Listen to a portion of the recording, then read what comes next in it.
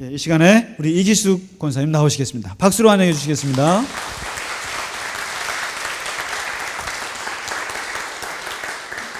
네, 안녕하십니까. 지금 사실은 제가 이제 방금 소개받았는데 40여 년을 이제 있었다 그랬죠.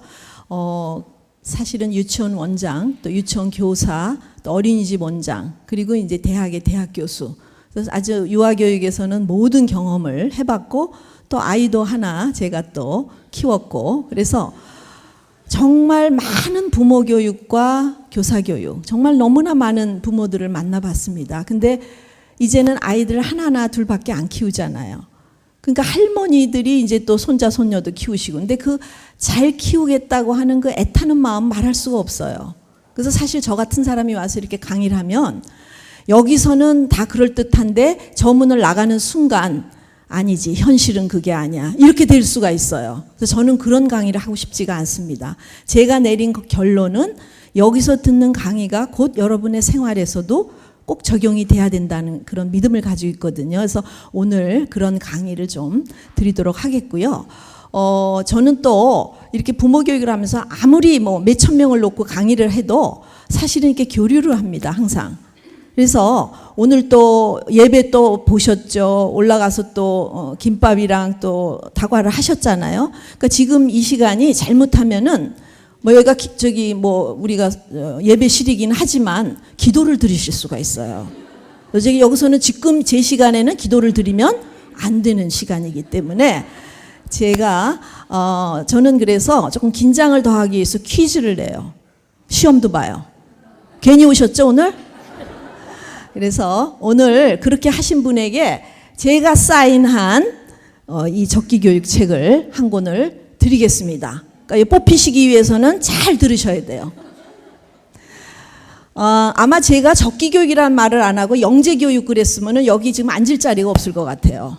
근데 제가 40년을 하고 나서의 내린 결론은 적기교육입니다. 왜 적기교육인가 하면은 적기교육 그러면 많은 사람들이 가리키는 거를 좀 천천히 가리켜라. 너무 선행학습하지 마라. 근데 현실은 지금 그렇지 않잖아요. 뭐 초등학교 6학년 아이가 뭐 해법 수학 다 끝내야 되고 유치원에서부터 영어 발표 다 끝내야 되고 이런 세대가 됐어요. 그렇기 때문에 제가 내린 결론이 적기교육이라고 하는데 적기교육의 뜻은 배움의 적기를 놓치지 않는 거예요. 뭐를 느리게 하라 하지 마라 이게 아니라 배움의 적기를 놓치지 마라.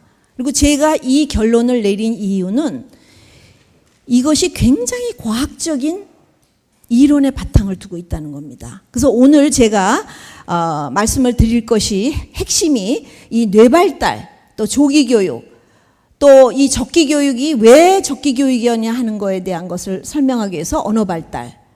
여기에 이제 이거를 위해서는 행복에 대한 연구, 최근에 아주 심리학에서 많이 얘기가 되고 있는 행복 역량에 대한 얘기를 하도록 하겠습니다. 그래서 사실은 오늘 제 강의가 3시간 이상을 해야 돼요. 뭐 한 학기 내내 우리 학생들하고 하든 대학교 학생들하고 하는 거를 압축해서 1시간에 하니까 정말 제가 이제 아주 그냥 빨리빨리 핵심만 해나가도록 하겠습니다. 여러분들 정신을 똑바로 차리셔야 돼요. 이 3시간 강의를 1시간에 소화를 해야 되니까. 그리고 이제 이걸 하기 위해서 제가 이제 이런 거를 하다 보면은 이것이 부수적으로 온다는 거죠. 우리가 정말 여기에 자녀들에게 또 할머니 할아버님들이 원하시는 게 뭐예요? 똑똑한 아이 만들고 싶은 거 아니에요? 똑똑한 아이, 공부 잘하는 아이. 솔직한 심정이시죠? 또 인기 있고 행복한 아이 만들고 싶어요. 근데 지금 현실은 너무나 각박하고 힘들어요, 우리가. 그러다 보니까 마치 적기교육을 해서는 도저히 우리가 저런 아이를 키울 수 없다고 생각하는데 오늘 제가 그렇지 않다는 증거를 보여드리고 적기교육이 뭔지 이거를 아주 과학적으로 좀 입증을 해드리도록 하겠습니다. 제가 오늘은 여기 무슨 교회 행사기는 하지만은 여기 무슨 성경 공부하러 오신 거는 아니에요. 근데 저는 이 기독교인으로서 성경에 이 말이 굉장히 저한테 와닿고 정말 성경에서 어떻게 이런 말을 할까 하는 생각을 해봐요. 요즘에 아동 학대가 많이 이루어지고 있죠. 그래서 뭐 정말 이제는 뭐 계모 계부가 아니라 정말 친아버지 어머니가 자기 자식을 죽이는 세대가 왔습니다. 그래서 뭐 TV에 보면은 그 사람들이 뭐 잡혀가지고 뭐 다 뭐 잘못했다고 그러는데, 저는 그 사람들이 잘못했다고 반성을 하려면 그런 짓을 안 했다고 생각을 합니다. 왜 이 아동 학대가 이루어지고 있느냐 하면은 내 거니까. 내 자식은 내가 키운다. 내가 때리든 뭘 하든 내 건데 니네들이 왜 참견이냐는 거죠. 그러니까 구속이 가서도 이 사람들의 생각은 하나도 반성하는 게 없어요. 아니 내가 내 아이들 잘 키우기 위해서 내 맘대로 내 교육적으로 하는데. 그래서 제가 오늘 강의의 전제는 바로 이겁니다. 과연 자식이 내 것인가? 근데 성경에서 뭐라고 얘기하고 있느냐 하면은 절대로 네 거라고 얘기하지 않습니다. 뭐라고 얘기하냐면은 부모에게 맡겨진 기업이라고 하는 거예요. 그러니까 이 아이가 성장해서 자기 스스로 인간적인 것이 될 때까지 나에게 맡겨진 거라는 거. 그리고 그 아이는 내게 속한 게 아니라 하나님께 속해 있다는 거예요. 이것을 반드시 기억을 하고 우리가 자녀를 키우는 거 하고, 이건 내 거야. 내 맘대로 할 수 있어. 내가 못한 거 네가 해야 돼. 내가 공부 못했으니까 너 해야 되고, 내가 인류대학 못 갔으니까 너 인류대학 가야 돼. 내가 음악을 하고 싶은데 못했으니까 너 음악가 돼야 돼. 이게 아닌 거죠. 그래서 이 전제를 하고, 그렇기 때문에 우리 성경에서 말하고 있는 거는 후견인과 청지기처럼 대하라고 그랬어요. 그리고 하나님 앞에서 양육하라. 그러니까 내 거니까 내 맘대로가 아니라 나에게 맡겨줬고 하나님에게 속해 있기 때문에 정말 나는 이 아이를 후견인과 청지기처럼 정말 잘 키워야 된다는 거죠.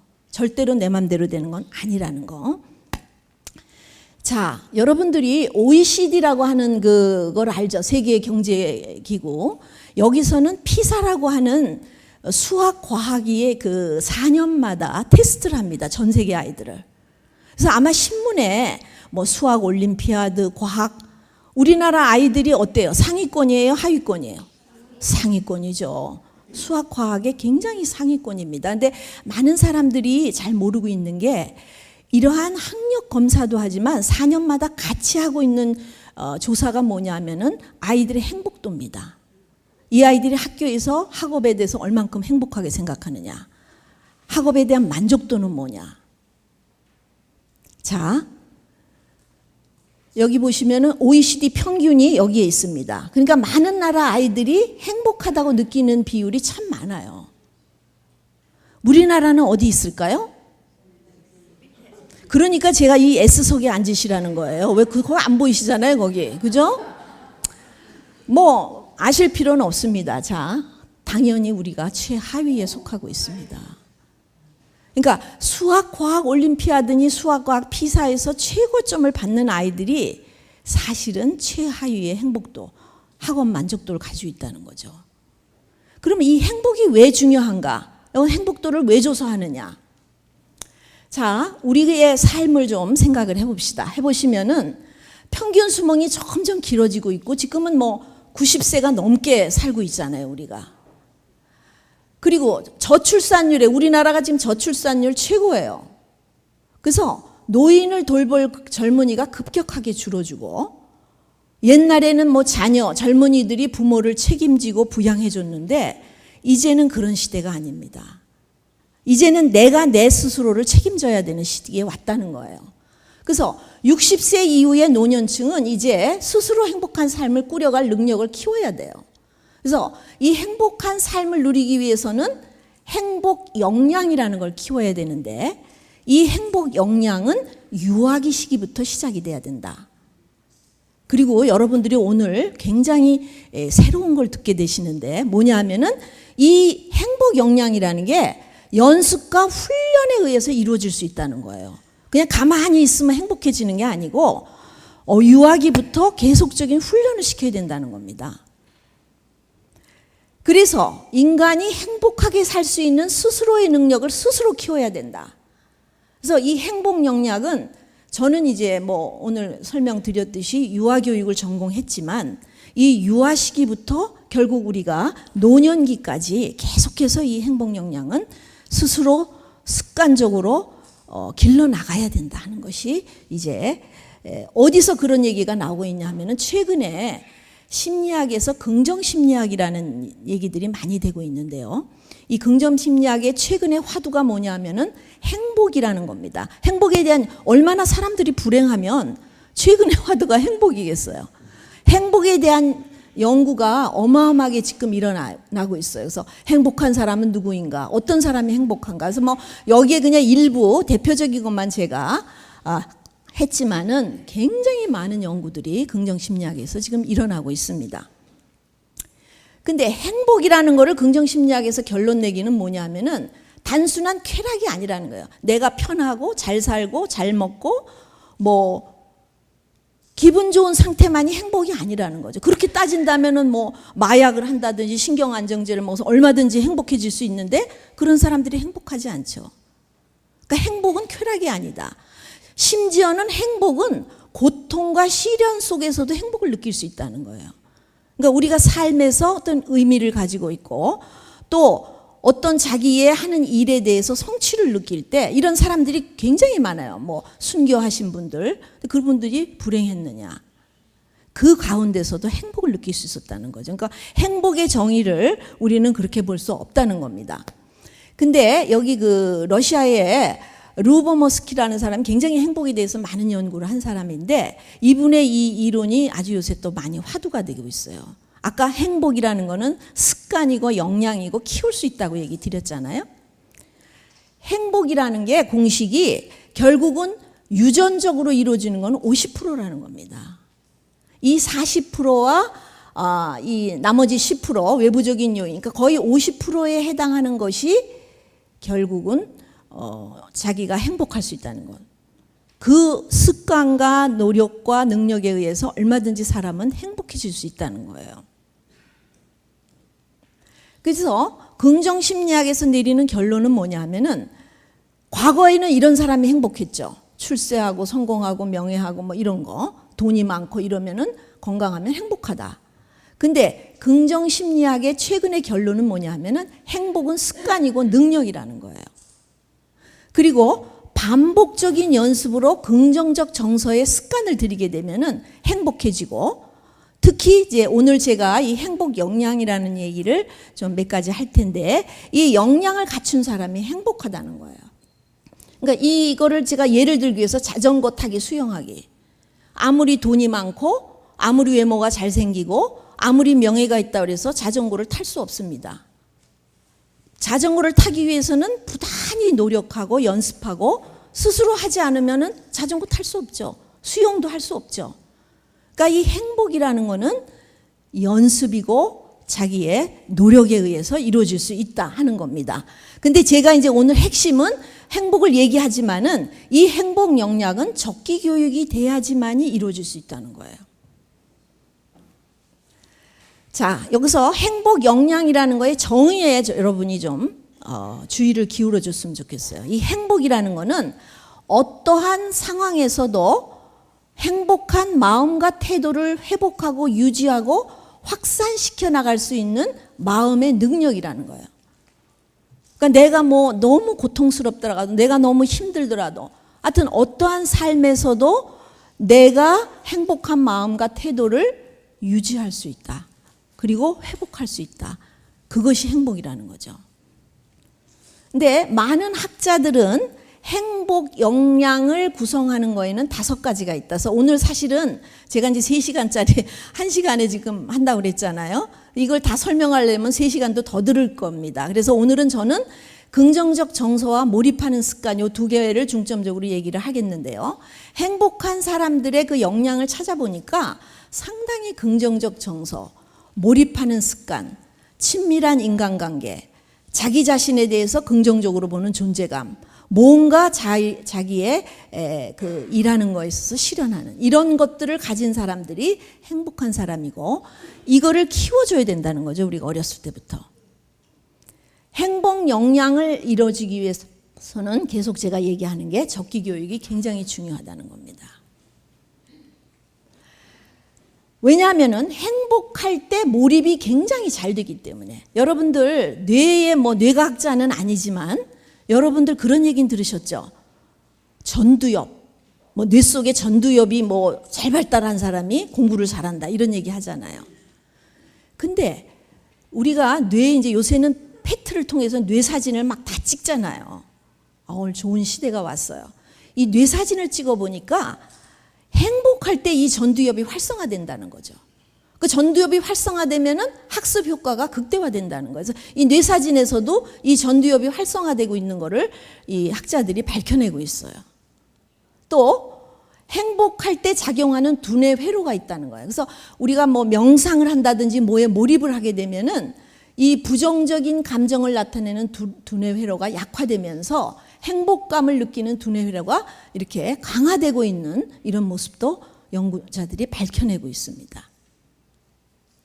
행복을 느낄 때 건강하다는 거예요. 병균에 대한 저항력도 높아지고 있다. 이런 실험들, 이런 것들도 있습니다. 자, 그러면은 우리나라 아이들은 어떤 상황에 있는가? 이게 초등학교 3학년 아이가 그린 그림이에요.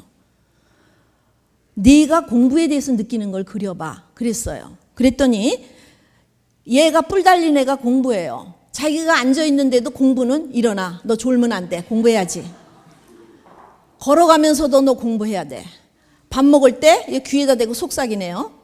밥 먹을 때도 공부해야지. 앞고는 이겁니다. 잊지 마. 자면서도 공부해. 지금 우리나라 초등학교 3학년 아이가 저런 그림을 그리고 있다는 거죠. 왜? 이게 학원에 소위 말하는 뭐 찌라시라는 거 있죠? 그걸 제가 이제 갖고 왔는데 세상에 죽을 때까지 시키고 집에서는 잠만 재우라는 거예요. 자, 여기 글 좀 읽어보세요. 새 학기가 되었으니 넌 우정이라는 명분으로 친구와 어울리는 시간이 많을 거야. 그럴 때마다 내가 계획한 공부는 하루하루 뒤로 밀리겠지. 어쩌지 수능 날짜는 뒤로 밀리지 않아. 벌써부터 흔들리지 마. 친구는 너의 공부를 대신해 주지 않아. 그러니까 너는 공부해야 돼. 친구 필요 없어 이거죠. 근데 아까 제가 행복의 요인에 대인관계도 있다고 얘기했죠. 대인관계가 원망하지 않은 아이는 행복하지 않고 행복하지 않은 아이는 공부를 잘할 수가 없는데 이거는 그러면 큰아이들 문제 아니에요? 초중등고? 자, 이거는 제가 지도한 석사학위 학생의 논문에서 나온 대표적인 그림입니다. 유치원 아이들에게 내가 보는 엄마 아빠의 모습을 그려봐 그랬어요. 그 중에 대표적인 거 253명의 아이들에게 그림을 그리게 했어요. 네가 보는 엄마 아빠 너의 모습은 어떤 모습이니? 그랬더니 지금 엄마는 예쁘게 차려입으시고 외출. 아빠는 지금 얘가 이렇게 세워서 그린 거예요. 이렇게 눕히면은 누워 계신 거예요 지금. 자기가 항상 보는 아빠의 모습은 누워 계셔 피곤해서.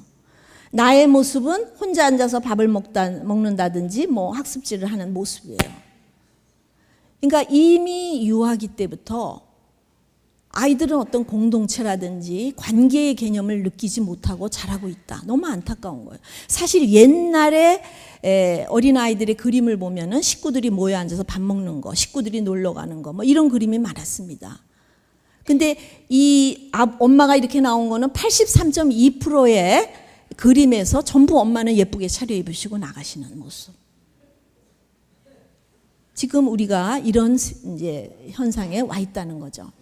그래서 제가 그러면 인간의 지적 능력이라는 게 뭐냐? 지능이라는 게 이제 우리 공부 잘하게 하고 싶고 막 빨리 하고 적기 교육이 아니라 빨리 선행 교육 시키고 싶은데 그러면은 이 지적 능력을 인간의 연구를 해보다 보니까 IQ라는 게 여러분도 이제 많이 들으셨을 거예요. IQ가 뭐 좋으냐 나쁘냐. 근데 이 IQ라는 개념은 1970년대에 이미 사실 사라졌다고 해도 과언이 아닙니다. 지능의 아주 극히 일부분만이 IQ가 설명하는 부분일 뿐이에요. IQ가 주로 재는 거는 기억력과 계산력이 주로 많이 있습니다. 여러분들 저가 이제 한번 보니까 세상에 이런 일인가 무슨 그런 프로그램에 어떤 조그만 아이가 나와가지고 저도 깜짝 놀랐어요. 막 수많은 숫자를 그냥 암산으로 더해내는 거예요. 그런 거 보셨어요? 뭐 12,000 얼마요 하니까 뭐 딱 계산기로 한 거보다도 더 쫙 답이 나오는 거예요. 깜짝 놀랐어요. 근데 여러분들, 그 아이가 그래서 노벨상 받았나요? 그 아이가 유명한 수학자가 됐나요? 아니죠. 다만 우리는 그거에 놀랄 뿐이지 그것이 지능을 전부 설명해 주는 건 아니라는 거예요. 계산도 어떤 훈련에 의해서, 요령에 의해서 걔가 할 수 있는 거죠. 그러니까 우리가 숫자를 빨리 더한다, 숫자를 한다고 해서 걔가 지능이 발달됐다 이렇게 할 수는 없다는 거예요. 그러니까 이 우리가 말하는 IQ라는 건 상당히 적다. 그러면 뭘 얘기하는 거냐? 지금 현대 사회에서는 멀티플 인텔리전스는 다중지능 이론이 이제 이야기되고 있습니다. 그래서 인간의 능력이라는 거는 이제 IQ에서 다중지능 이론으로 가고 있고, 이 우리의 뇌에는 굉장히 많은 잠재된 지능이 있다는 겁니다. 이 가드너라고 하는 그 학자는 다중지능의 유형으로 이 8가지, 물론 지금은 더 발달이 됐습니다. 이렇게 많은 지능의 유형을 얘기하고 있어요. 근데 제가 여기 이제 빨간 글씨로 한 거를 좀 봐주시면 좋겠어요. 신체운동지능, 자기조절지능, 대인관계지능, 자연친화지능, 이런 게 뭐 지능이야? 특히 대인관계. 우리는 대인관계 그러면 뭐예요? 성격이 좋고 남과 잘 사귀고, 그게 지능이야? 대인관계를 잘하는 사람도 보면은 굉장한 전략적인 지능이 있지 않으면은 이런 대인관계도 어렵다는 거예요. 신체운동지능. 사실 제가 학교 다닐 때만 해도 뭔가 이렇게 레슬링 선수 같이 막 이렇게 그냥 꼰투 선수 같이 이렇게 막 근육질의 사람은, 여기 레슬링 선수 없으시죠 혹시? 뭔가 머리가 좀 안 좋고 뭐 이렇게 공부를 못할 것 같은 그런 생각을 했어요. 그리고 공부 잘하는 사람은 어때요? 얼굴이 노래갖고 뺑뺑 돌아가는 안경 쓴 사람들. 지금 보세요. 지금 현대에 와서 공부 잘하는 아이들, 정말 성공한 사람들을 보면 정말 외모도 정말 팔방미인들이에요. 예를 좀 들어보겠습니다. 우리 세계적인 피겨스타 김연아. 이 사람을 우리가 조사를 해봤어요. 서울대학교에서 이제 이 다중지능을 조사를 했더니 역시 이 신체운동지능이 굉장히 높았어요. 이 로봇 대회에 출전한 강태호라는 사람의 이제 이것도 서울대학에서 한번 조사를 해봤더니 이렇게 많이, 이제 역시 논리 수학적인 지식이라든지 공간 지식이 굉장히 높은 걸로 나타났습니다. 그러니까 인간이 가지고 있는 다양한 이 다중적인 지능을 우리가 유아기 때부터 골고루 개발을 해주는 게, 이 잠재된 지능을 개발해 주는 게 굉장히 중요하고, 그걸 적게 해주는 게 중요하겠죠.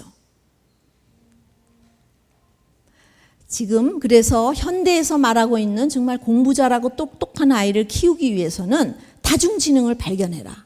그리고 그 다중지능을 개발하고 가급적 조기에 발견하고 개발하라. 이것이 이제 현대가 말하고 있는 지능에 대한 메시지입니다. 그러기 위해서 우리가 이제 뇌 발달의 모습을 잠깐 보겠습니다.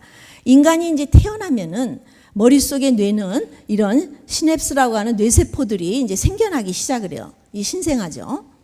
자, 3개월이 됐을 때 제법 왕성해지고 있는데, 만 2세가 되니까 어마어마한 뭐 전화망이 막 퍼지듯이 엄청나게 많아요. 그러니까 인간의 발달에서 이 뇌세포가 가장 많이 발달되고 시냅스가 연결되는 때가 만 2살이에요. 또 여기 또 할머니들 큰일 났다. 우리 아이는 2살 지났는데 어떡하지? 2살의 정점으로 이르지만 2살에 그래서 모든 게 끝나는 것은 아닙니다. 근데 여기서 중요한 걸 제가 말씀드리고 싶은 거는, 뇌세포의 시냅스는 한 개의 신경세포마다 10의 3승의 시냅스를 형성하는데, 아까 말한 것처럼 3, 4개월부터 급격히 증가하고 청소년기까지 계속해서 발달이 됩니다. 그래서 아까 말씀드린 것처럼 2살의 최고치에 이르게 된다. 그런데 16살이 되면은 최초의 시냅스 중 반만 남게 된다는 거예요. 그럼 나머지는 어디 갔냐? 프루닝이 시작이 된다는 거죠. 제가 여기서 핵심적으로 말씀드리는 것은 프루닝입니다. 2살까지 어마어마하게 엄청나게 시냅스가 발달이 되는데, 2살 이후부터는 필요 없는 거는 딱딱딱딱 가지를 쳐버린다는 거예요. 여기 그 그림이 나온 것처럼 이렇게 막 가지를 치고 그러다가 필요 없는 거 다 제거해서 나머지고 이 나머지는 굉장히 강화돼서 그것만 남게 된다는 이제 이 그림이죠. 자, 컴퓨터 게임에 몰두하고 있을 때의 아이의 뇌의 모습입니다. 재미있는 책을 읽고 있을 때의 아이들의 뇌의 모습인데 여기 빨갛게 돼 있는 것이 활성화되어 있는 부분이에요. 자, 어디가 위에 그림이 활성화되어 있어요? 아래 그림이? 아래죠. 그러니까 우리가 게임에 중독되는 게 왜 어려우냐 하면은 힘들다 하는 거는 이것만 그 게임하기 위한 뇌의 부분만 활성화되고 나머지는 점점 소멸되고 있다는 거예요. 아까 가지치기라는 걸 얘기했잖아요. 필요 없으니까. 어린 아이들에게서도 나타나는 것 중에 중요한 게 있습니다. 뭐냐 하면은 어린 아이들이 비디오만 보려고 하는 아이들이 있어요. 그래서 비디오 증후군이라고 합니다. 그래서 소아정신과에 너무 이제 어머니가 괴로워서 어린아이지만 소아정신과에 오는 아이들이 있어요. 그 애들은 비디오만 보려고 그러는 거예요. 딴 거는 안 해요. 그러니까 여러분도 손주나 자기 자녀를 이 비디오 증후군에 걸리게 하면 안 된다는 거죠. 근데 왜 그렇게 되냐면은 요새 젊은 어머니들이 보면은 비디오를 많이 이용을 하셔요. 어떨 때? 내가 바쁠 때. 손님이 왔을 때. 비디오를 틀어주면 아이들이 어떻게 됩니까? 조용하죠. 제일 많이 이용할 때가 밥 먹을 때. 밥 먹을 때 틀어놓으면은 정신없이 볼 때 입으로 쑤셔 넣어요, 밥을. 그렇죠? 얼마나 먹기가 쉬워. 툭하면 비디오. 그러다 보니 그리고 또 영어라도 한자를 더 안다 그래서 눈도 안 뜬 그 신생아한테 하루 종일 영어 비디오를 그냥 백그라운드 뮤직처럼 틀어놓는 거예요. 그러다 보면 그거에 아이가 중독이 되죠. 그러니까 오직 비디오 보는 능력만이 활성화되고 나머지의 뇌의 기능은 아까 말한 것처럼 사멸되기 시작을 한다는 거죠. 이게 굉장히 무서운 거예요. 그래서 그것이 소아정신과에 와서 다시 회복되는 데는 상당한 시간이 걸립니다. 우리가 그렇게 되지 않도록 조심을 해야겠죠. 그래서 어린아이들의 뇌도 얼마나 복잡한지 몰라요. 여러분들 이게 지금 만 2살 아이의 뇌인데 여러분들 이 만 2살 아이들의 뇌가 얼마나 복잡한지 제가 좀 보여드릴게요. 여러분들 툭하면 뭐 손님 오면 배꼽 인사해야지 그러시죠? 얘 배꼽 인사에 대해서도 압박받고 있어요. 어린아이들의 뇌도 굉장히 복잡합니다. 그래서 이 어린아이일수록 아이들에게 오감, 감각을 통해서 여러 가지 자극을 주는 게 굉장히 중요하다는데 왜 그럴까? 자, 두뇌 발달의 순서를 제가 여기 그림으로 했는데 일부러 번호를 매겼습니다. 1, 2, 3. 제일 먼저 발달하는 부분이 1 뭐죠? 네. 많은 사람들이 두뇌 발달 그러면은 이거부터 생각하세요. 전두엽. 뭐 이렇게 계획하고 실행하는 인지 기능이 뇌지 이렇게 생각을 해요. 우리가 몰랐던 것은 여러분들도 몰랐던 것은 뇌가 발달하는 데서 제일 먼저 발달되는 게 뭐냐 하면은 정서 및 행동에 관여하는 이쪽이 먼저 발달된다는 거예요. 이게 발달이 돼야 그 다음에 기억하고 학습하고 행동하는 인지 기능이 발달이 된다는 겁니다. 이게 전제가 되지 않으면 이게 발달하기가 어려워요. 그래서 뇌 발달은 상당히 단계적이고 통합적으로 이루어지는데 초기에는 감각 운동적인 게 발달이 되고 지금 말한 것처럼 정서가 발달되고 사회성이 발달되고 언어가 발달되고 인지가 발달되는 거예요. 근데 뭐 물론 이거 끝나고 그다음이 이거는 아니에요. 이게 통합적으로 이게 발달되면서 계속해서 이게 이제 확장이 되고 있는 거죠. 그리고 아시다시피 뇌세포가 증식되고 막 가지를 뻗어나가다가 가지를 쳐버린다는 거, 필요 없는 거는. 그래서 3세 이전까지의 가장 중요한 것은 감정의 뇌, 최고로 발달되도록 자극하는 것이 중요하다. 왜냐하면 정서적이고 감정적인, 이모셔널한 게 굉장히 뇌에서 발달되기 때문에. 이거는 할로라고 하는 유명한 동물학자의 실험을 이제 아직 전통적인 거예요. 이건 뭐 심리학하는 사람 다 이제 배우시는 건데, 엄마와 같이 이렇게 있던 새끼 원숭이를 실험실에다 놓습니다. 그래서 이제 가짜 원숭이를 2개 만들어서 하나는 털이 이렇게 엄마와 비슷하게 털이 있게 하고 하나는 철사처럼 만들었어요. 그래서 우유는 얘만 줘요. 철사 원숭이가 주는데, 그럼에도 불구하고 엄마와 애착이 되었던 이 애기 원숭이는 항상 이 엄마와 비슷한 여기에만 붙어 있는 거예요. 우유 먹을 때만 얼른 여기 가서 먹고. 그래서 어린아이들이 어렸을 때 이 어머니의 안전기지 효과라고 우리가 부르는데, 이 어머니의 안전기지가 확보되지 않으면은 아이들이 학습 이루어지기가 어렵다는 거예요. 그러니까 부모와의 충분한 상호작용을 통해서 안정된 애착, 어머니와 충분한 애착관계를 통해서 불안을 경감시키면 이 놀이활동이 증가하고 환경을 탐색하는 능력을 갖게 해주어야지만이 이 아이들이 그 다음에 발달 및 학습을 할 수 있다는 거죠. 이게 굉장히 중요한 겁니다. 아까처럼 83.2%의 엄마가 다 외출하고 예쁘게 하시고 나가시면 언제 애착이 될지, 그 어린아이를 그냥 빨리 영어 학원에 보내면은 언제 애착이 될지. 저는 대학을 졸업하고 유치원 교사로 이제 병아리 교사로 취직을 했어요. 그랬는데 우리 반에 여자아이가 하나 있는데 걔는 친구들하고 놀지 않아요. 계속 저만 따라다니는 거예요. 그 소위 이제 고자질쟁이야. 선생님 뭐 제가 욕했대요. 뭐 선생님 제가 뭐 장난감 던졌대요. 뭐 선생님 제가 침 뱉었. 하여튼 참 이상했어요, 걔가. 근데 어느 날 일찍 왔어, 걔가. 그래서 저하고 나하고 딱 단둘이만 있게 됐어요. 그랬더니 이 아이가 이제 하는 말이, 선생님 내가 문제 낼게 하나 알아맞혀봐. 뭔데? 그랬더니, 있잖아, 어저께 우리 엄마하고 우리 아빠하고 싸웠게 안 싸웠게? 그래서 저는 그때는 너무 당황을 해가지고, 어머 너네 집에 어저께 무슨 일이 있었니? 너무 신이 났어요. 2번째 문제. 그래서 우리 아빠가 우리 엄마 때렸게 안 때렸게? 모든 게 제가 해결이 됐어요. 굉장히 얘가 불안했던 거, 정서적으로 안정이 안 된 거죠. 그러니까 선생님에게 어떤 애착을 느끼기 위해 선생님만 쫓아다니는 거였었어요. 이 유아기 때 아이들은 정서가 굉장히 격렬하고 쉽게 변합니다. 보세요. 동생하고 뭐 죽일 듯이 싸우다가 어때요? 아이스크림 하나 주면 또 언제 그랬냐는 데 사이 좋잖아요. 친구하고 또 막 싸우다가 만화 영화 같이 보면은 또 금방 사이가 좋아져요. 그러니까 막 격렬하게 막 좋았다 나빴다 막 이러니까 현재 아이가 좋으면은 다 문제 해결됐지? 아니라는 거죠. 이 정서적인 상태가 굉장히 아이들의 앞으로의 학습, 이게 해결이 되지 않으면 학습이 되기가 어렵다는 거죠. 그 다음 단계로 나가기가 어렵다는 거예요. 제가 이런 강의를 하고 나면은 부모들이 나중에 저를 찾아오세요, 조용히. 사실은 제가 이혼을 했거든요. 사실은 저희가 별거하고 있거든요. 사실은 저희 부부가 굉장히 사이가 안 좋거든요. 어떡하죠, 우리 아이는?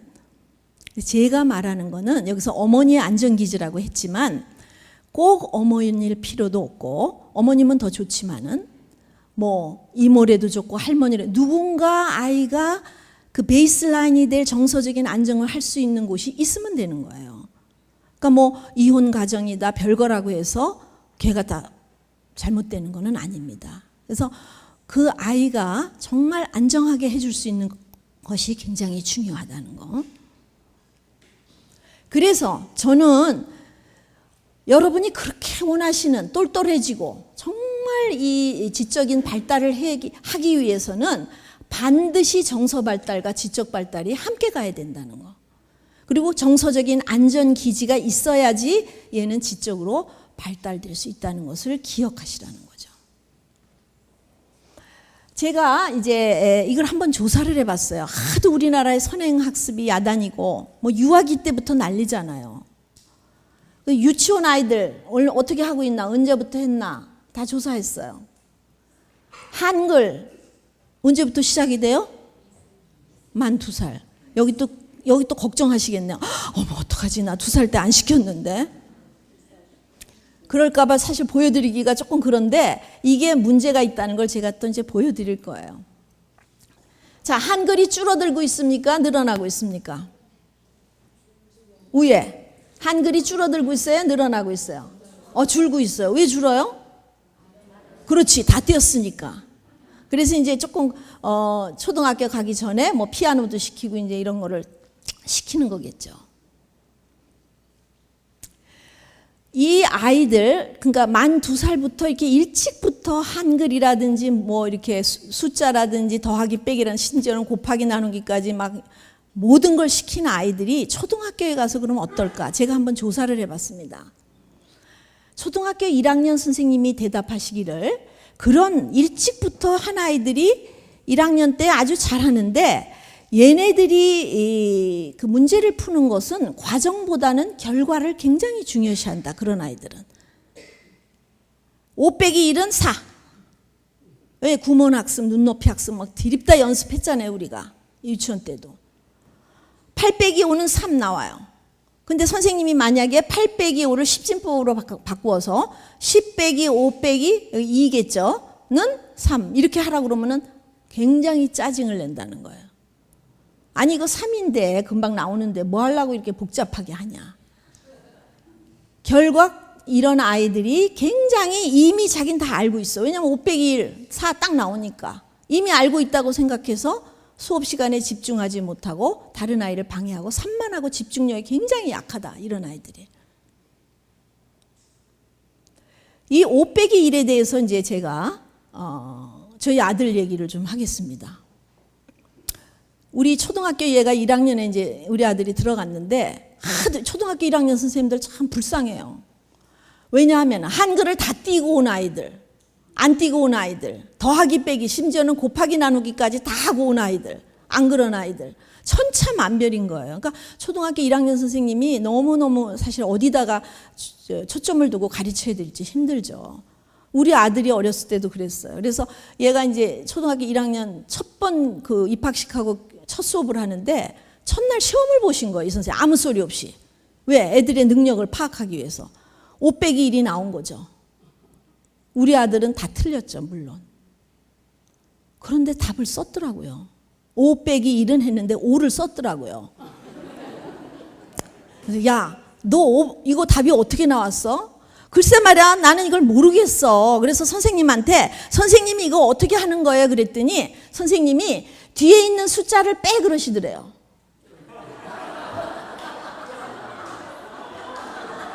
무슨 얘기인지 아셨어요? 그래서 뒤에 있는 숫자를 빼니까 5가 남더라는 거예요. 그래서 아니 그게 아니고 사탕이 5개가 있는데 네가 1개를 먹으면 몇 개 남았냐는 소리야 그랬더니 그거 나 알아. 그건 4개 남았지. 그럼 그렇게 물어보지 저렇게 왜 물어보냐요. 근데 말이야 사탕이 5개가 있는데 이렇게 쓰려면 미국 사람은 한국말 모르니까 못하잖아. 그리고 너무 길고 그래서 세계적으로 약속을 했어. 이게 말이야 먹었다. 그 작대기를 2개 하면은 그래서 몇 개 남았냐 이거야. 그 다음엔 안 틀리죠. 이게 안 틀리죠. 그러니까 여러분들의 지금은 뭐 이렇게 하는 아이 지금은 애들이 굉장히 발달을 해서 저거 못 푸는 아이는 없겠지만은 제가 여기서 말씀드리고 싶어하는 적기 교육이라는 게 바로 이겁니다. 우리는 5 빼기 1은 얼마냐는 것을 먼저 가르치면 안 된다는 거예요. 그게 적기 교육이 아니라는 거죠. 사탕이 5개가 있는데 1개를 먹으면 얼마냐 하는 것으로 가르쳐야지 유아기 때는 5 빼기 1부터 들이밀면 안 된다. 근데 우리는 참 그렇게 하는 게 많아요. 저는 저 자신도 그랬어요. 저희 어머님이 제가 어렸을 때 유치원 때 벽에다가 구구단을 다 붙여놓으셨어. 그래서 유치원 때요 구구단을 다 외웠습니다. 저는 막 노래를 불렀어요. 5일은 5, 5일은 10, 5, 3, 15 이렇게 외우고 다녔어요. 5일은 10이 뭔지 몰랐어요. 나중에 이제 5개의 묶음이 2개가 있으면 10개가 된다는 것이 5일은 10이구나. 그걸 깨달은 건 초등학교 가서도 고학년에 가서 알았다는 거죠. 그냥 외운 거예요. 5일은 15, 3, 15. 무슨 의미가 있냐는 거예요. 제 얘기하려고 하는 거는. 그러니까 여러분이 아이들에게 적기 교육을 시켜야 한다는 이야기는 결국은 이제 알게 되지만 이거를 알기 위한 그 적기에 맞는 교육이 있다는 거예요. 그걸 설명하기 위해서 이제 이렇게 말씀을 드린 겁니다. 근데 제가 유아교육을 하는 사람으로 그래서 적기 교육을 해야 된다라고 얘기하면은 어머님들은 이렇게 강의를 들으면 고개를 끄덕끄덕 하세요. 근데 저 문을 나가는 순간 아니야. 해법 수학을 벌써 다 풀어야 되는데 뭐를 해야 되는데 우리 아이만 늦출 수 없지. 그래서 저는 이 증거를 보여드리고 싶었어요. 어머님들께. 정말 그러면은 그렇게 시킨 아이들이 공부를 잘하느냐. 그거 알고 싶으시죠? 알고 싶지 않으세요? 그 증거가 없으면은 여러분도 또 저문 나가셔서 또 시키시잖아요. 선행교육부터 하시잖아요. 저는 유치원 아이들을 중학교 1학년까지 7년간 추적을 해봤습니다. 그래서 굉장히 사교육, 아까 만 2살부터 막 한글 가리키고 더하기 빼기 곱하기 나누기 다 한 아이 하고 정상적인 유치원 교육을 받은 아이들이 초등학교 4학년, 중학교 1학년에 가서 공부를 그러면 잘할 거냐. 국어를 잘해야 될 거 아니에요. 뭐 금방 글을 읽었으니까. 놀랄만한 결과가 나왔습니다. 7년을 쫓았는데 국어, 수학을 학력검사에서 차이가 없었어요. 두 집단이. 이거 실제 저희가 학력검사 그 학교에서 한 게 아니에요. 실제 저희가 문제 가져가서 실제 풀게 했습니다. 그리고 놀라운 건 뭐였냐면은 그 어려서부터 2살부터 아무 데도 안 가고 학습지 풀고 학원만 다녔던 아이들의 사회 정서적 발달이 굉장히 떨어지고 있었어요. 그리고 사례 조사를 해보니까 이 아이들이 학교에서 왕따, 문제가 되는 아이들이 꽤 있었습니다. 사례 조사에서도. 그리고 창의성 발달도 떨어지고 있고. 근데 이제 제가 이렇게 증거를 보여주면 그 옛날이지 요즘은 안 그래. 그럴까 봐 제가 2014년도 이거는 일본에서 연구비를 받아서 했는데 이것도 유치원 시기에 엄청난 선행학습을 한 집단과 안 한 집단을 초등학교 3학년까지 특히 문자 교육을 얼만큼 잘하나 이거를 중심으로 조사를 해봤습니다. 국어 점수에서 역시 차이가 없었어요. 그리고 놀라운 것은 어휘력과 독해력이 오히려 기계적으로 그렇게 글을 많이 한 아이들에게서 굉장히 떨어지고 있었어요. 또 문장 이해력도 떨어지고 있었다는 거죠. 그러니까 여러분들 글을 읽게 되면은 엄마들이 유치원 아이들에게 책을 줘요. 읽어봐. 애들이 글을 읽지만 걔네들이 어떻게 읽는지 아세요? 예를 들면 이런 거예요. 아버지가 방에 들어가신다. 이런 문장을 읽게 한다고 합시다. 책을 주고 읽어보게 하면은 걔네들이 어떻게 읽겠어요? 아버지 가방에 들어가신다.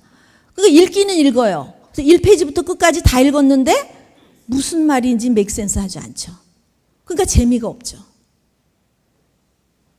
그러니까 글을 읽는다는 거하고 문장을 이해한다는 건 굉장히 차이가 있어요. 그래서 유아기 때일수록 굉장히 많은 글을 경험시키고 그거는 성인이 같이 상호작용을 통해서 해줘야지 되는. 아버지가 방에 들어가신다. 이렇게 읽어줘야 되는 거죠.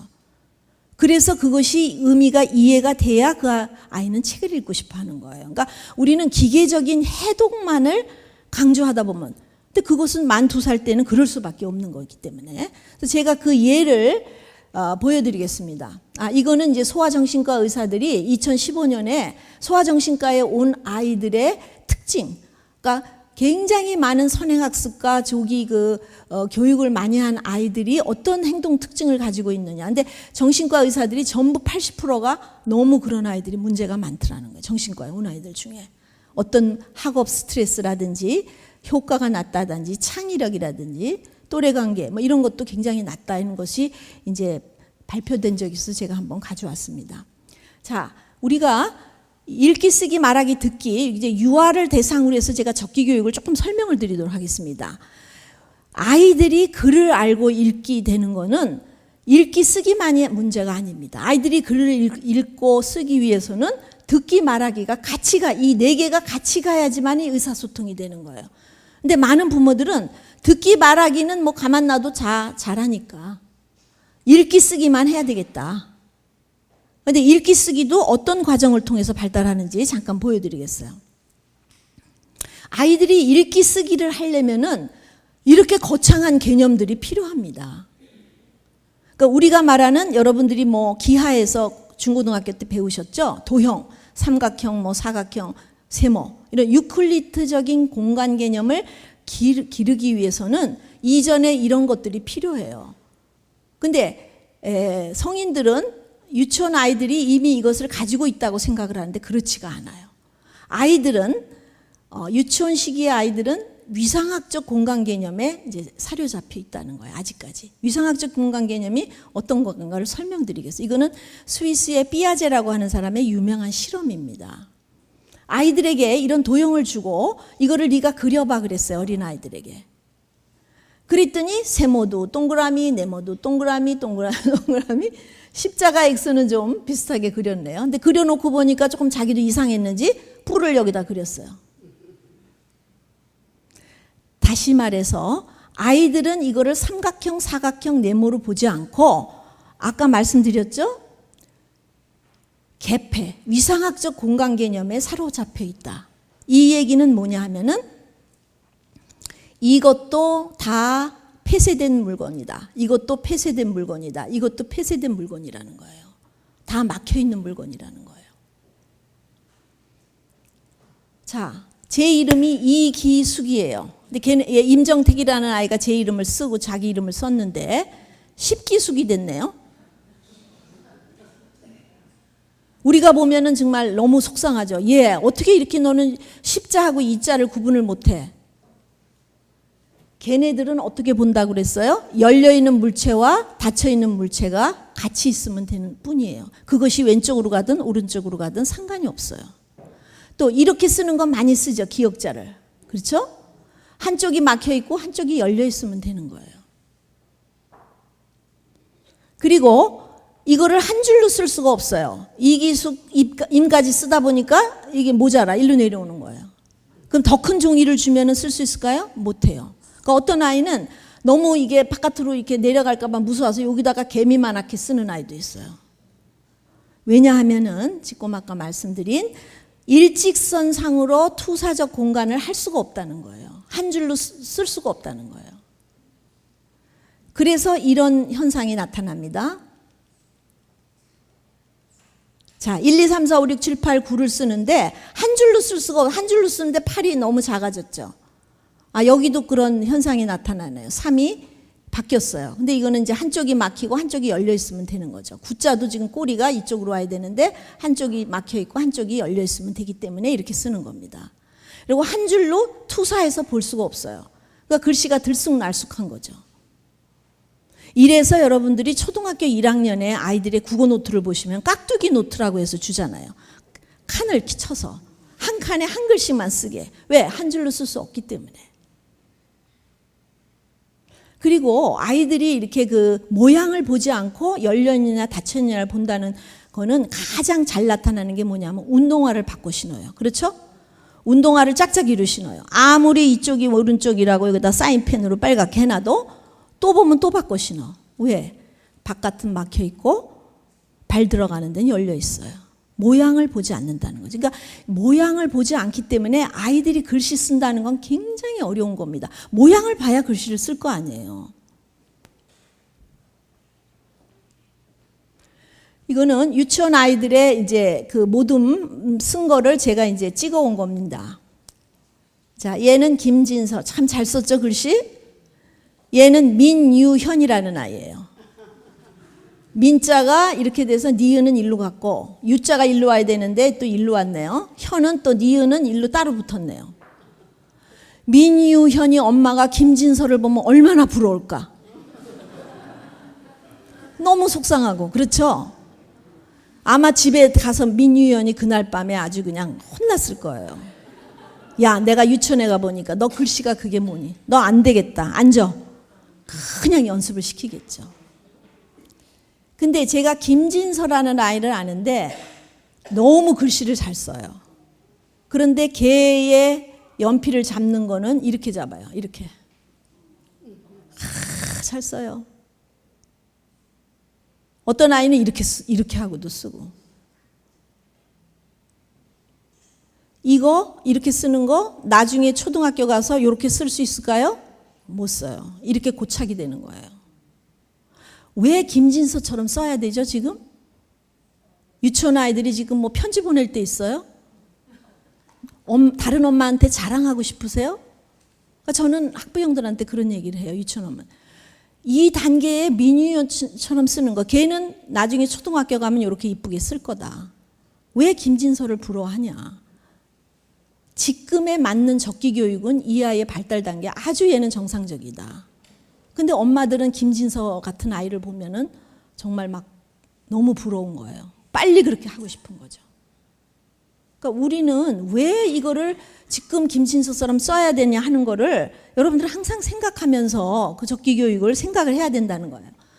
자, 이것도 아이들이 공간 개념이 그 한 줄로 쓰지 못하기 때문에 다른 종이에서 쓴 거를 전부 교사가 오려가지고 지금 한 종이에 붙인 겁니다. 애들이 이 글씨 다 쓰려면 종이 한 10장쯤 있어야 돼요. 이렇게 못 쓰죠. 여기도 보시면은 한 줄로도 막 삐뚤빼뚤하지만은 감사도 강사가 됐죠. 뭐 기도도 이게 거꾸로졌네요. 지금 이거 기도도 거꾸로 됐죠. 그리고 이제 제일 한 것이 이건데, 이건 이제 여러 명의 아이들이 쓴 거를 제가 이제 편집을 한 건데, 예수님이 십자가에서 돌아가셨어요. 이게 돌자 지금 리을이 또 바뀌긴 했지만은, 얘의 특징이 뭐냐면은 아자를 이렇게 똑바로 쓰기도 하지만은 주로 이렇게 이렇게 시옷자처럼 써요. 여기도 이제 내려갔죠. 이렇게 내려가죠, 자꾸. 글씨를 얘도 엄청 잘 쓰는 아이인데 글씨가 저렇게 고착화돼 버리는 거예요. 저것도 못 고쳐요, 초등학교 가서. 만 2살부터 선행으로 그렇게 글씨를 억지로 쓴 아이들이 저런 현상이 나타난다는 거. 적기 교육이 아닐 때. 그래서 제가 언어 발달의 하나의 예를 보여드렸습니다. 그래서 유아기 때 여러분들이 빨리 글씨 쓰고 읽는 게 중요한 게 아니에요. 유아기 때는 책을 읽기를 좋아하고 책 읽는 습관을 가지는 게 중요합니다. 그러기 위해서는 경험한 일, 동화, 줄거리 등을 이야기해보게 하는 게 중요하고, 이것은 아이들한테 가장 늦게 발달하는 게 시간 개념입니다. 시간 개념과도 관계가 된다는 거죠. 근데 시간 개념 그러면은 많은 분들은 시계부터 가리켜요. 시계를 가리키는 게 시간 개념이 아닙니다. 우리가 시간 개념을 가리키기 위해서 유아들에게 주말에 일어난 일을 이야기를 시킬 때가 있어요. 너 주말에 뭐 했니? 그러면은 막 나와서 얘기하겠다고 하는데 나와서 있잖아요만 12번을 해요. 있잖아요. 아우 막 정말 답답해 죽겠어요. 근데 힌트를 줘요. 있잖아요. 뭐 대공원에요. 있잖아요. 뭐 엄마가요. 아, 영희가 대공원을 갔구나. 누구랑 갔지? 아, 엄마랑 갔어? 뭘 타고 갔지? 아, 버스를 타고 갔어? 아, 그래서 뭘 먹었니? 걔가 경험한 거를 시간적으로 나열을 해서 질문을 하면은 그거를 할 수가 있는. 근데 아까는 왜 못하는 거예요? 너무나 많은 경험을 어떻게 시간적으로 나열해서 얘기를 할 수가 없는 거예요.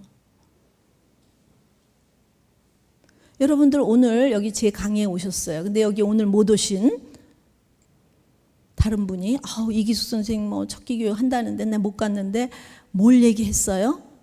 어떻게 하시겠어요?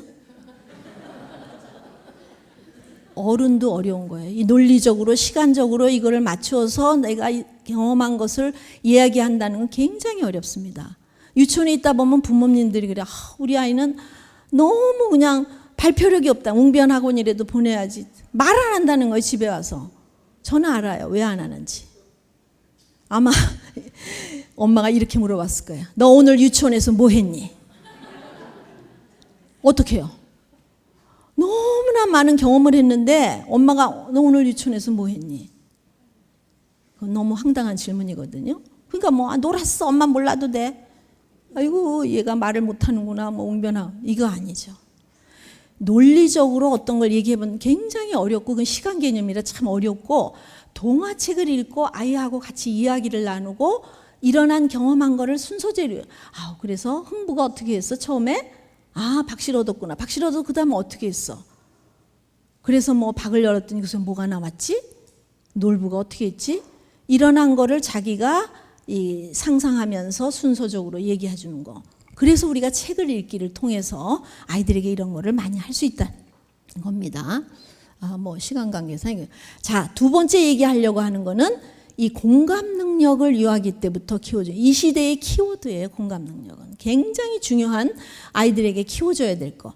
여러분들이 아마 서점에 나가면은 어마어마한 책들이 있습니다. 공감에 대한 얘기들이. 그런데도 공감은 없는 사회가 되고 있죠. 근데 여러분들이 공감 그러면은 굉장히 오해하고 있는 게 많이 있어요.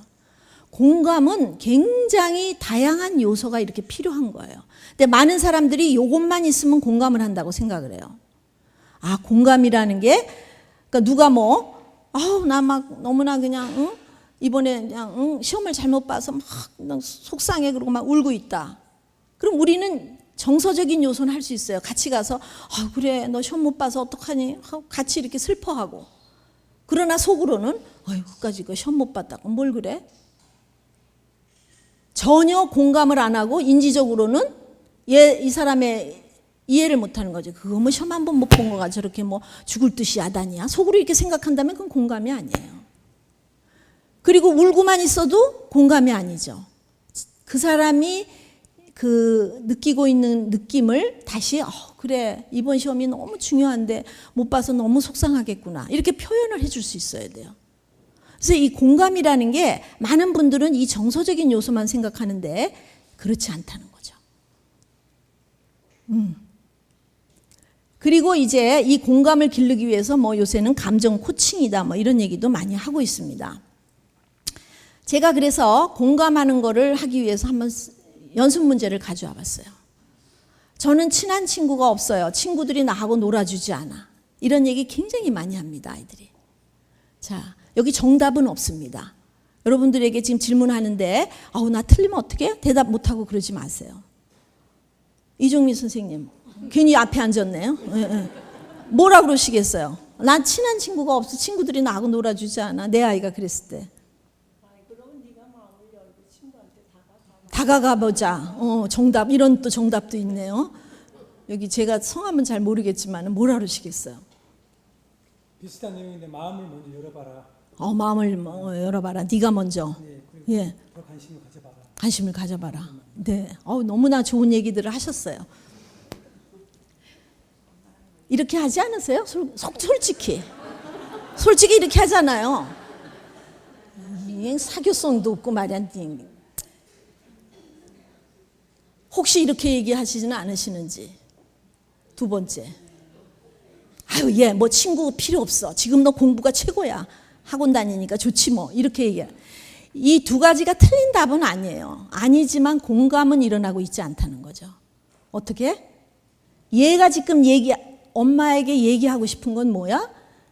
나는 마음을 터놓고 이야기할 친구가 없어. 참 외로워. 그걸 얘기하고 있는 거예요. 제가 이화대학에 있다 보니까 우리 신입생들이 가장 힘들어하는 게 있습니다. 그게 뭐냐면은 1학년 이제 여자 처음 들어왔으니까 다 통행금지가 있는 거예요.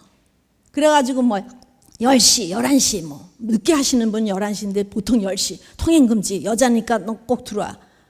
아니 10시에 어떻게 요새 애들이 들어와요? 10시면 이제 초저녁인데 시작인데 그렇죠? 근데 걔네들이 이제 와서 한결같이 이제 하는 얘기가 있습니다. 뭐냐면 이제 자기는 죽기 살기로 10시까지 이제 맞춰서 10시 10분, 15분 이제 좀 늦어서 들어가면은 엄마가 문간에 서 있다는 거예요, 이렇게. 근데 첫 번째 얘기가 뭔지 아시겠어요? 왜? 자고 들어오지 그래? 그게 첫 번째 얘기라는 거예요. 왜 자고 들어오지 그래 보다는 엄마의 첫 번째 마음은 뭐였을까요? 요새같이 험한 세상에 네가 참 들어와서 안심이다, 이거 아니에요? 근데 언제나 우리는 첫 번째 마음을 숨기고 그 다음 얘기를 한다는 거죠. 그래서 이 공감이라는 거는 아이와 같이 첫 번째 마음을, 그 아이의 마음을 내가 말로 표현해 준다는 게 굉장히 중요하다는 겁니다. 여러분들 사춘기가 돼서 아이들이 문을 걸고 잠그고 들어가서 엄마랑 얘기 안 한다. 요새는 진짜 문 걸어 잠그고 들어가면은 소통을 할 수가 없어요. 왜? 핸드폰 다 자기 혼자 가지고 있죠. 옛날에는 편지 오면 이렇게 뜯었다가 이게 도로 붙여놓고 안 본 것처럼도 할 수 있잖아요. 전화가 오면은 또 살짝 들어보기도 하고. 요즘은 문 걸어 당기면은 완전히 걔랑은 끝나는 거예요. 그 아이가 갑자기 사춘기에 문 걸어 잠그는 거 아닙니다. 유아기 때부터 아이들하고 공감을 하는 아이는 절대, 물론 사춘기에 뭐 삐뚤어지고 좀 약간 성격이 이상해지는 건 있으나 그렇게 아이들하고 소통을 못하지는 않는다는 거죠. 제가 뭐 두 번째 또 여러 가지 가져왔는데 뭐 이런 거, 엄마 성적표 가져왔어. 성적이 너무 떨어졌어요. 조계 선생님 어떻게 하셨어요? 뭐 너무 오래전 얘기겠지만 정답은 없어요 이게.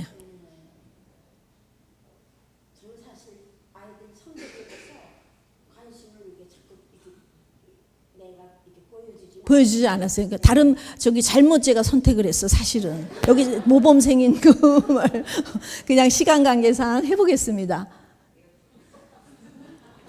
우리가 많이 하는 거. 그러니까 우리가 이제 공감을 해준다는 건 바로 이런 거죠. 걔의 마음을 그냥 그대로 말을 해주려는 거예요. 뭐 여러 가지를 가져왔는데 뭐 고등학교 아이들이 있으면은 이런 거 있지 않습니까? 그냥 학원 다닌다 그러고 뭐 여자친구들 만나고 남자친구 만나고.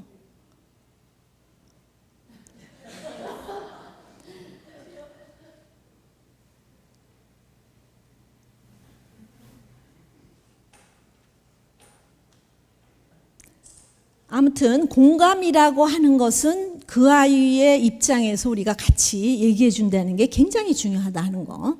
뭐 이런 얘기 뭐 많이 있습니다. 자, 이거는 제가 그냥 전체적인 걸 샘플을 한번 해봤습니다.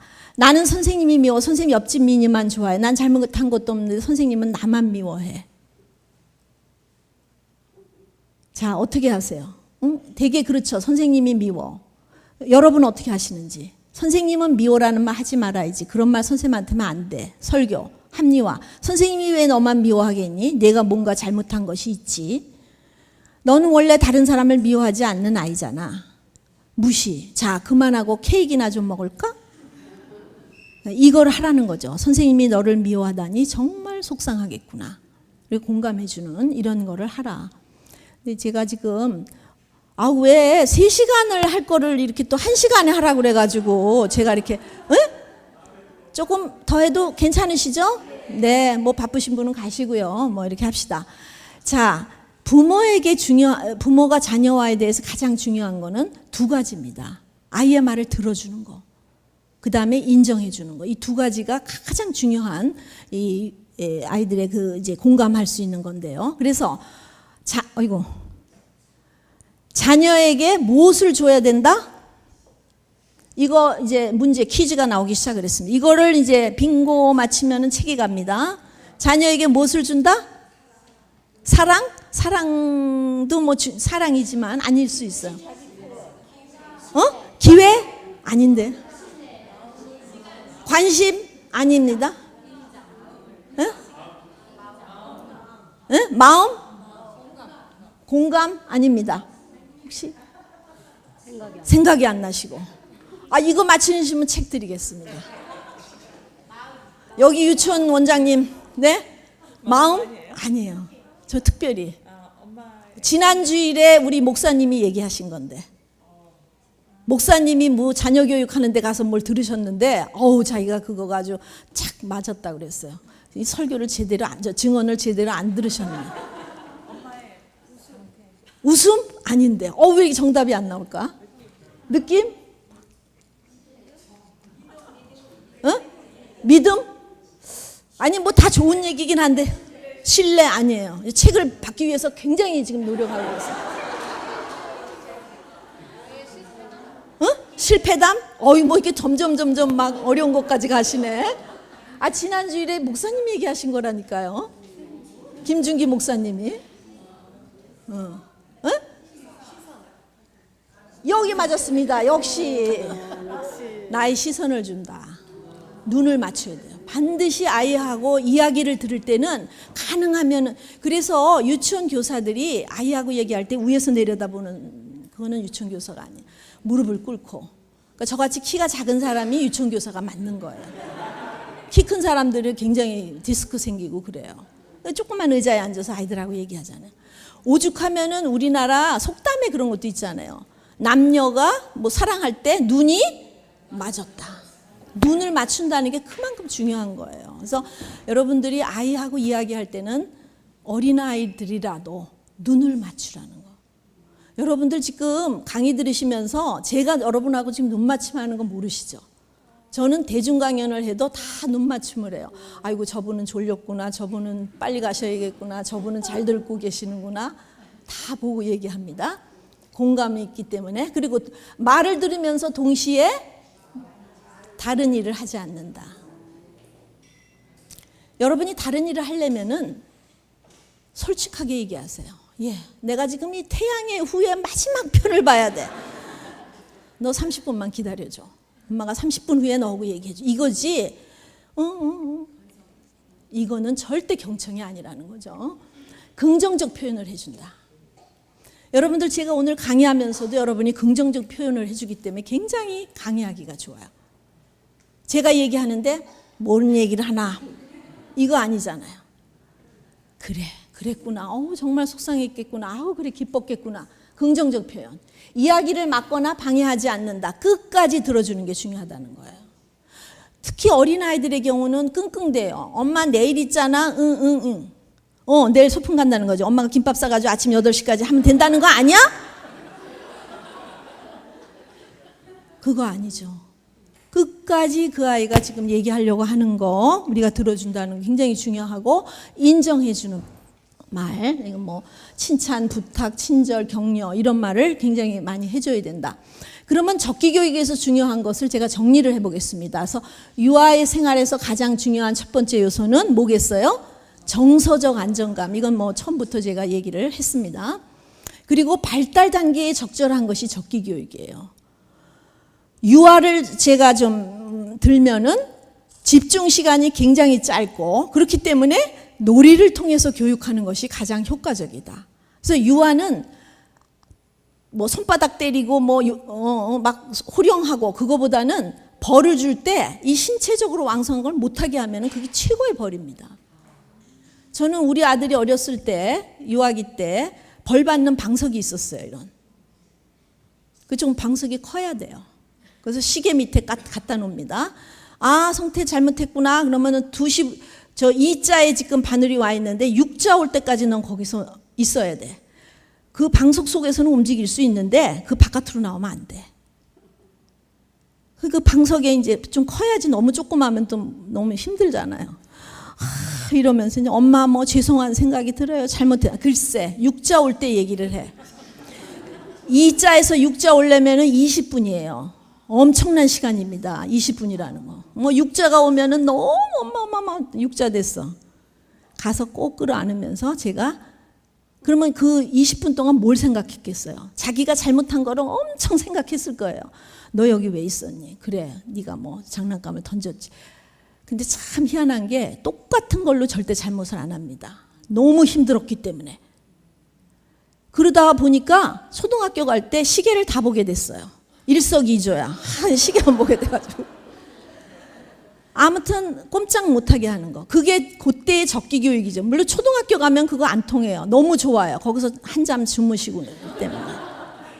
그러니까 초등학교 때는 초등학교 때에 맞는 벌이 있겠죠. 자, 무엇의 기초가 이루어지도록 하는 게 중요하다? 기본 생활 습관에. 그래서 이 어려서부터 기본 생활 습관, 의식주의 이거를 길러주는 게 굉장히 중요하고, 그게 우리 유치원 교육 과정에는요, 기본 생활 습관 교육이 교육 과정의 1번으로 들어가 있습니다. 근데 그거는 뭐 커서도 할 수 있지, 마음대로 뒀다가 초등학교 가면 할 수 있지, 절대 못합니다.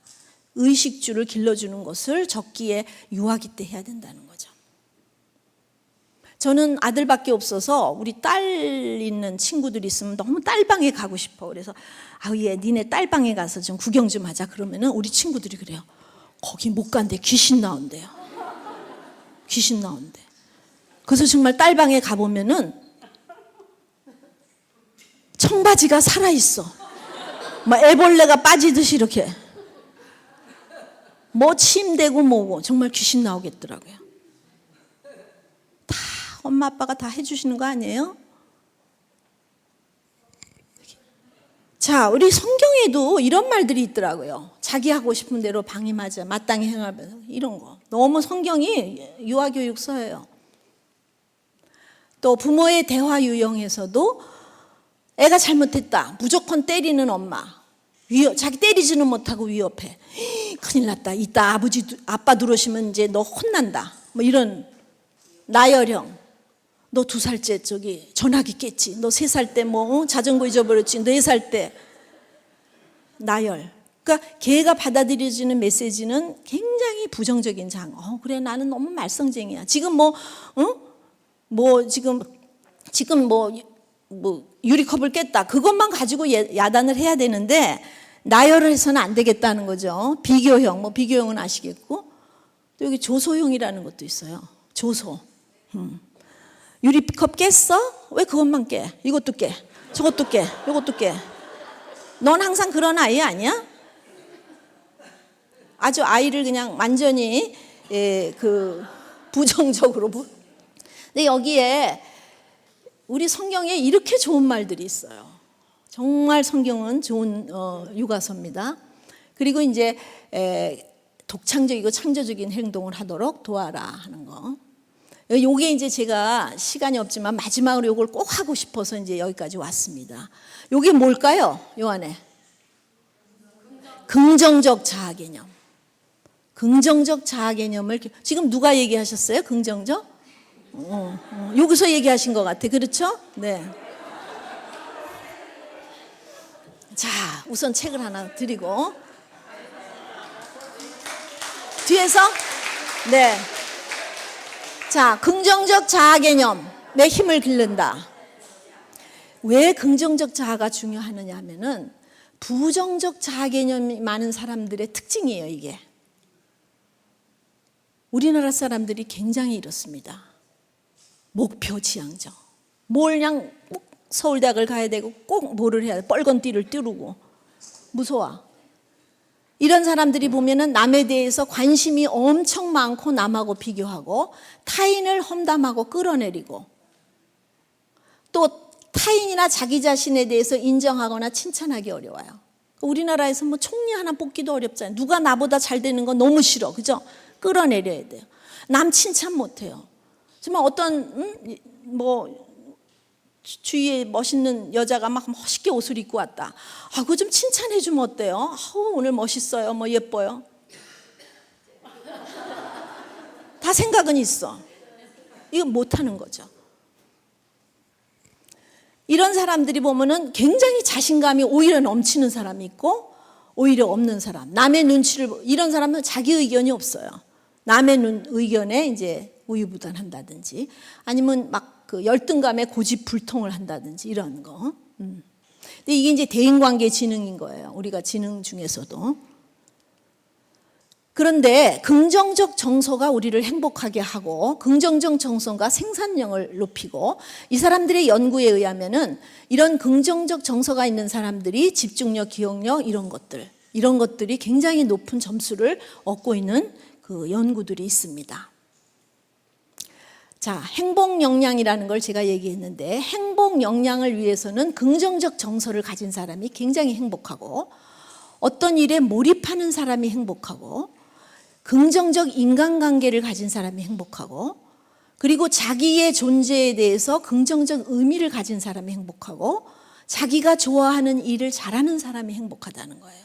그래서 행복 역량의 이 5대 요소를 우리가 길러주는 것이 굉장히 아이들이 행복해지고 공부를 잘하게 되는 비결이 된다는 거죠.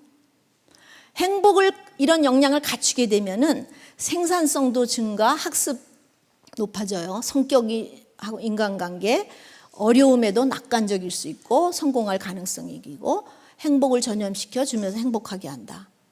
저는 제가 참 좋아하는 성공 규절이 이건데 바로 이게 긍정적 자아 개념을 항상 기뻐하라. 어떻게 우리가 항상 어떻게 기뻐합니까? 그런데 항상 기뻐하라. 그러니까 나 자신에게 항상 긍정적 정서를 주라는 거죠. 쉬지 말고 기도하라. 쉬지 말고 기도하면 딴 생각이 들을 수가 없어요. 항상 기도하니까 내가 원하는 거를. 범사에 감사하라. 얼마나 좋은 긍정적 개념을 주는 메시지인지 모르겠습니다. 뭐 그 밖에 이렇게 성경에 나타난 이런 게 있고요. 저는 이 말을 꼭 말씀을 드리고 싶어요. 함께 기도하라는 거. 저는 아들이 하나니까 우리 아들이 이제 크면서도 제가 마음에 들지 않는 거 뭐 이런 게 많잖아요. 꼭 기도를 같이 하세요. 기도하면서 내가 하고 싶은 말을 다 하는 거야. 내가 그게 그냥 하면 뭐가 됩니까? 잔소리죠. 근데 기도라는 어떤 핑계를 가지고 내가 하고 싶은 말 다 하는 거예요. 그리고 네가 하고 싶은 것도 기도를 통해서 엄마한테 하게 하는 거죠.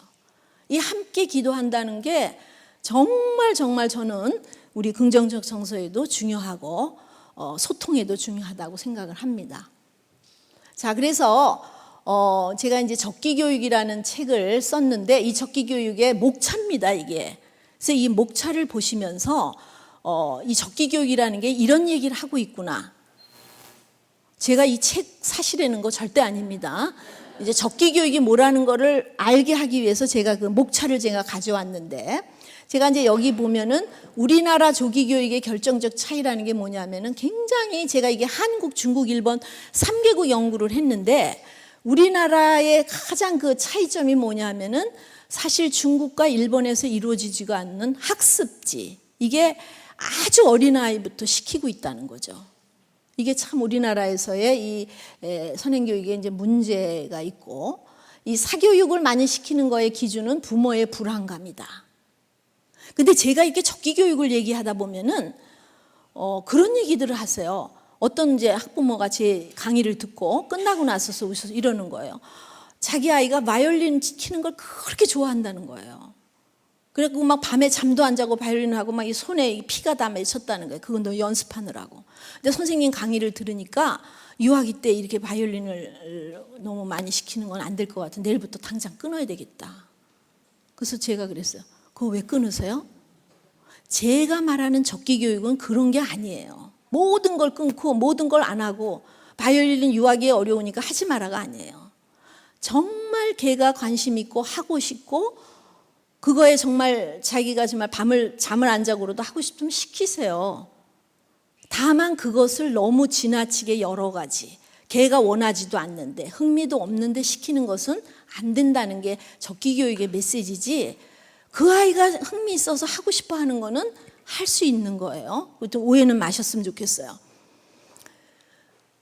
조기교육에 대한 부모와 교사들의 속마음, 부모의 기대와 아이들의 그 페이지 37페이지는 꼭 읽어보세요. 왜 좋으냐 하면은 엄마가 생각하는 그 기대하고 아이들이 생각하는 그 생각은 완전히 다르다는 거죠. 그거를 이제 여기서 제가 얘기하고 있고, 요 얘기도 제가 하고 싶어요. 아이가 원해서 사교육을 시킨다고 말하는 부모들에게. 제가 유치원에 있다 보면은 막 7개, 8개 시키는 엄마가 있어요. 근데 다 핑계가 뭐냐면 아이가 좋아한다는 거예요. 자기가 끊고 싶어도 끊을 수가 없대요. 아이가 너무 좋아서 하니까. 왜 그런 줄 아세요? 걔가 왜 그걸 하는 줄 아세요? 그렇죠. 유아기 때 가장 좋은 사람이 누구예요? 엄마죠. 엄마가 어떻게 해야 좋아하는 걸 알아요. 내가 이거를 힘들지만 7개를 다 하고 댕겨야 엄마가 나를 좋아하고 그게 엄마가 나를 사랑하는 방법이라고 생각을 해요. 그러니까 아이가 좋아서 7개, 8개 시키는 경우에는 아주 아이들을 잘 관찰을 해보세요. 걔가 정말 그것이 부담이 되고 힘들면은 그거는 아니죠. 근데 엄마들은 그걸 잘 착각을 하는 경우가 많다는 겁니다. 그리고 이제 제가 주는 메시지는 양육 철학을 가진 부모가 되라. 이게 굉장히 중요합니다. 장기적으로 볼 때. 옆에 아이가 뭐 영어를 해, 옆에 아이가 피아노를 해. 그거 아니에요. 그럼 나도 해야 돼. 이게 아니고 양육 철학을 가진 부모가 되라. 그리고 이제 우리나라 아이들의 일상이 어떨까를 이제 그 연구들을 이렇게 이제 화살표한 거는 놓습니다. 그리고 이제 달콤한 유혹 조기 교육. 근데 저는 요 말을 참 좋아해요. 먼저 출발한 아이가 먼저 도착하지 않는다. 아까 이제 결과 보여드렸잖아요.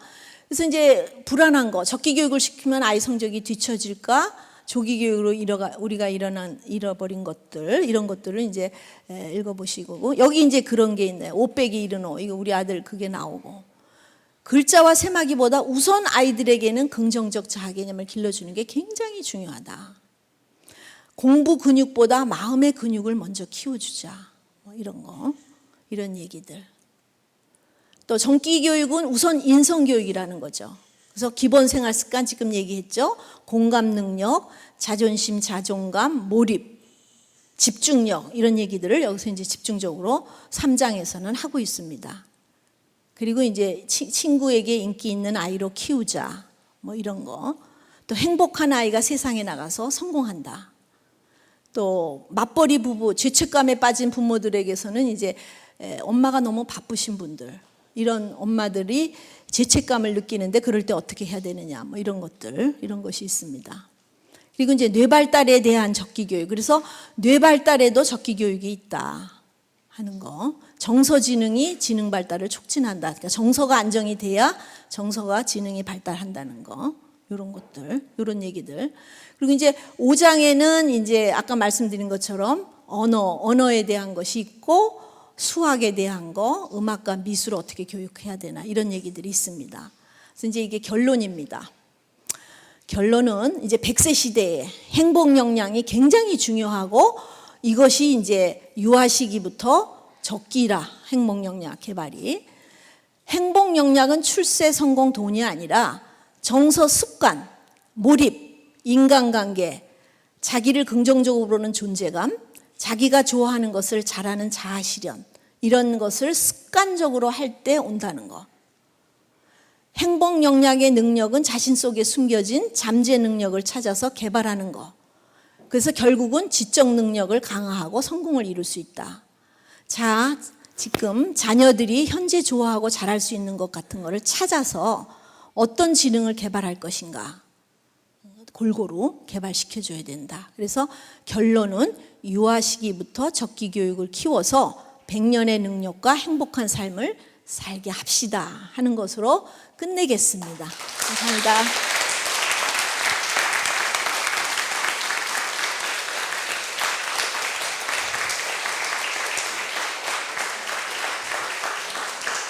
시간이 너무 많이 갔죠. 그래서 제가 예상한 것보다 30분이나 더 많이 했는데도 움직이지 않고 앉아 계셔서 너무 좋았고요. 뭐 저 교회에서 매일 이제 뵐 수 있으니까 질문은 뭐 그때 어떻게 질문 그래? 좀 하실 분 손 들으시면 제가 마이크 드리겠습니다. 질문 있으세요? 네, 질문이 여기 또 이상만 장모님 또.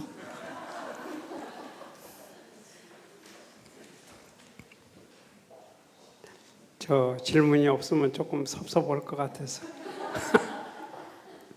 아까 그 조기 교육의 그 문제점에 그 한 항목이 있는데 요즘 그 굉장히 그 사회적으로 많은 문제가 제기되고 있는 그 조기 영어 교육의 문제, 거기에다가 그 요즘 또 한자의 조기 교육 문제가 또 부상이 되고 있더라고요.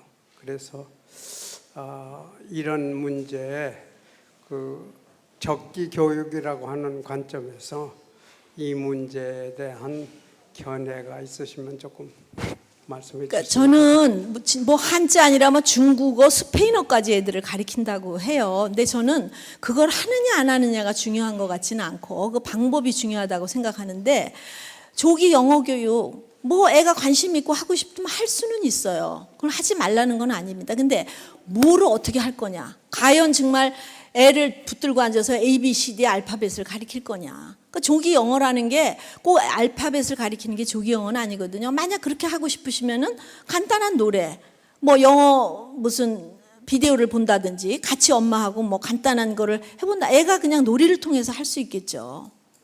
제가 저희 졸업생 하나가 영어 학원에서 강사로 있었던 아이가 있어요. 근데 걔가 그만뒀어요, 영어 학원을.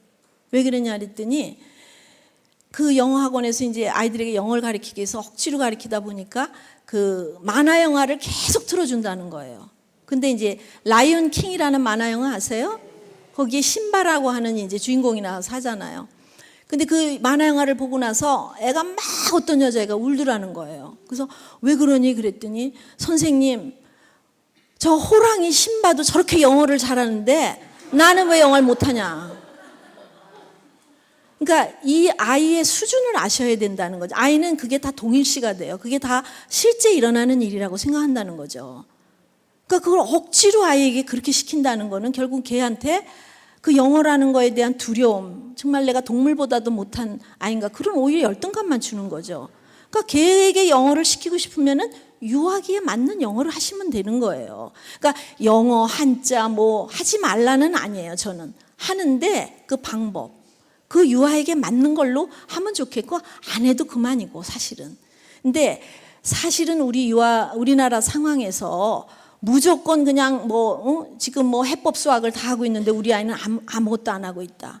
불안하시죠, 엄마들도. 불안 안 할 수가 없어요. 근데 유아기 때만은 오직 놀 수 있는 시기는 유아밖에 없어요. 우리나라에서. 이때 정말 많이 놀고 제대로 된 교육을 받으면은 중고등학교에서 그걸 이겨낼 수 있는 힘이 생긴다는 거예요. 선행학습을 하더라도 그거를 이겨낼 수 있다는 거죠. 그래서 저는 이게 적기 교육은 아니나 초등학교 1학년 들어가기 바로 전에 12월에서 1, 2 놀고 3학년에 3월에 초등학교 1학년 입학을 하잖아요. 저는 12월 1, 2월에 글자 가르치라고 그래요, 어머니들한테. 만 2살에 시키는 게 안 된다는 거지. 초등학교 들어가기 직전은 아이가 다 준비가 됐거든요. 그때는 글자 가르치. 왜냐하면 초등학교 1학년 들어가서 글씨 아무것도 모르고 있으면은 얘만 또 힘들잖아요. 물론 그게 정상적인 건 아닙니다. 그러나 이 적기 교육에 맞게만 그 아이에게 해준다면은 아이가 얼마든지 할 수 있는 능력이 생기고 유아기 때 그런 능력을 길러주는 거 굉장히 중요해서 이런 마음의 근육, 긍정적 정서, 자신감 이거를 유아기 때 확고하게 해놓으면은요 중고등학교의 모든 시련 이런 걸 아이가 이겨낼 수가 있다고 저는 생각을 해요. 그러니까 저는 유아교육을 해서 자꾸 유아교육 얘기하지만 정말 유아기 때 그런 교육을 시키는 게 중요한데 이때가 불안해서 막 이 아이를 2살 때부터 그냥 앉혀갖고 되지 않는 아까 보셨잖아요. 모양 개념도 생기지 않은 아이에게 글씨 그냥 억지로 굉장히 이 아이가 장차 정말 이겨낼 힘조차도 그냥 싹을 잘라버리는 거가 된다 하는 그런 얘기로 드리고 싶습니다. 네, 감사합니다.